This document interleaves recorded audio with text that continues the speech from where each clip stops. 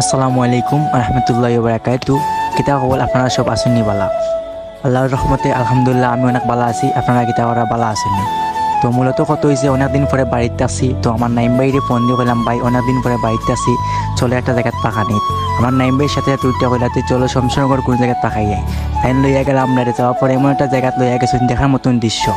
আমরা যাইতে যাইতে এমন জায়গায় গেট ঢুকছি আর কি, ইন্ডিয়ার মাত্র শেষ মাথাত, ইন্ডিয়ার একবারে তো শেষ মাথাত গেট ঢুকছি।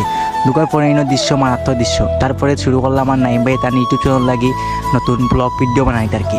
তাই দেখাই তার নো আমার তারেক ভাই, আমার ছোট ভাই রাফি, মন আমার মামা রাইসি সাইকেল নিয়ে যাইবা ঘুরা তাইয়া। তো তাই ইউটিউব চ্যানেল লাগি ব্লগ ভিডিও বানাইরা, আমি ওইদিকে বানাই। আমি নয়া মানুষ, আমার নাই অতটা জানা কীরকমভাবে ব্লগ ভিডিও বানানিগুলা।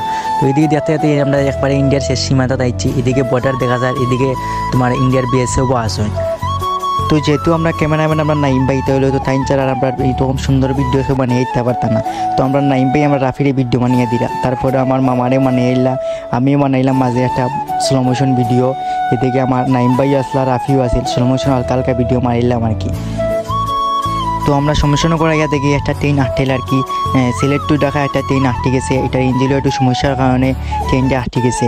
অনেক বিদেশ যাত্রী লোক আছে এখানে, তারা একটু সমস্যা হইব। তো আজকে এই পর্যন্ত, অন্য কোনো নেক্সট ভিডিওতে দেখা হইব। আর আমার ইউটিউব চ্যানেল থেকে দেখতে থাকলে সাবস্ক্রাইব করে দিয়ে দিবা, আর ফেসবুক পেজ থেকে দেখে গেলে ফলো দিয়ে দিবা।